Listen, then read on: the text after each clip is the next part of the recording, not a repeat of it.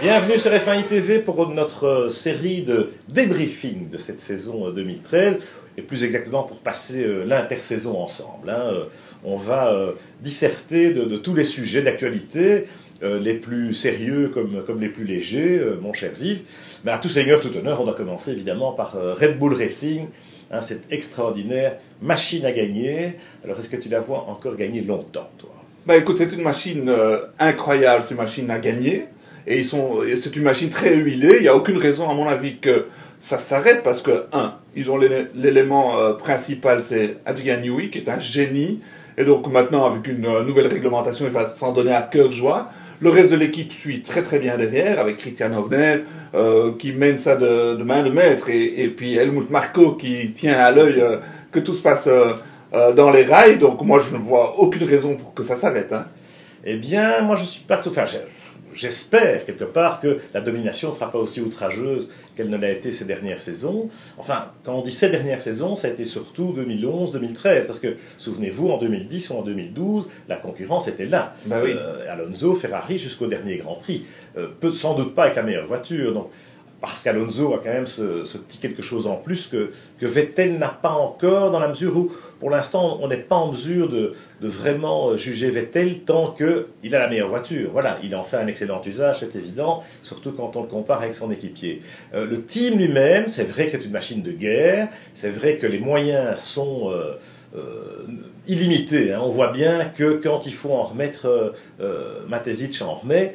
Adrian Newey aussi sait très bien comment il faut répartir les moyens. Il a très bien organisé son équipe. C'est un vrai leader technique en dehors de son génie créatif. Mais bon, il y a quand même son bras droit aérodynamicien Peter Promodou qui s'en va, qui retourne chez McLaren. Donc je pense que ça, c'est quand même... Alors même si dans les départements aéro, il y a des jeunes ingénieurs, il y en a d'autres, et que c'est Newey qui donne le là, Promodou-Newey, c'est quand même un couple qui fonctionne depuis 10 ans, d'un team à l'autre. Donc là, je pense que...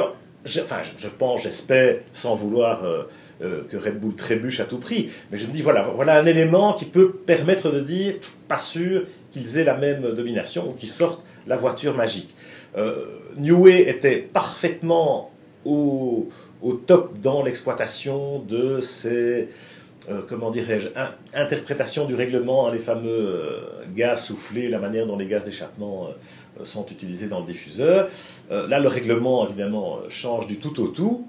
Est-ce qu'il va trouver de nouveau la faille? Bon, le passé parle pour lui, tu me diras. Oui, moi je pense que oui, parce que l'histoire parle pour lui, effectivement. Il a fait gagner Williams, il a fait gagner McLaren, il fait gagner Red Bull maintenant haut la main. Il sait lire un règlement technique, il sait l'exploiter à fond. Maintenant, il y a un élément important, c'est la motorisation. C'est que espérons que Renault, et pourquoi pas, parce qu'ils ont une histoire aussi immense au niveau de la motorisation, donc ils s'y connaissent en motorisation, mais on ne sait pas qui a fait le meilleur job au niveau de motorisation, que ce soit Mercedes, Ferrari ou Renault, et là, effectivement, il pourrait y avoir un des trois motoristes qui a un grand avantage. Si Renault a fait son boulot convenablement, moi je crois qu'en plus Vettel est au sommet de son art, et il ne risque que de s'améliorer encore et de prendre une dimension formidable. Donc moi je vois cette machine Red Bull continuer bon, peut-être pas dominer comme cette année-ci, parce que ça c'était vraiment incroyable, mais il joue le titre, ça c'est sûr.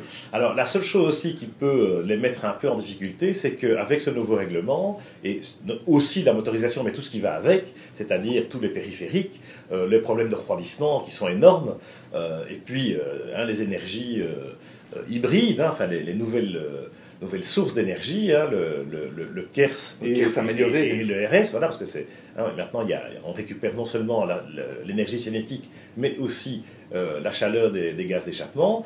Bon, tout ça va faire quand même beaucoup de nouveautés, et en fiabilité, je me dis que Newey a ce défaut de ses qualités, c'est d'aller toujours à la limite du règlement, à la limite de la performance, chercher la performance au détriment d'une certaine fiabilité parfois, et donc, a fortiori, un nouveau règlement en début de saison, on va voir si il y a des abandons, ce qui n'est quand même pas arrivé depuis des années, des vrais abandons pour des problèmes de fiabilité mécanique, et si la Red Bull est peut-être un peu plus fragile que certaines de ses adversaires. C'est vrai que ça, il pousse toujours ce gain de poids et ces petits gains au niveau refroidissement jusqu'au maximum. Donc ça, c'est un talon d'Achille. Maintenant, il a énormément d'expérience, il sait jusqu'où aller.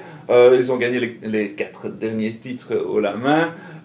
Maintenant, ils ont un jeune pilote qui arrive, on en parlera une autre fois. Donc ça, c'est aussi un élément.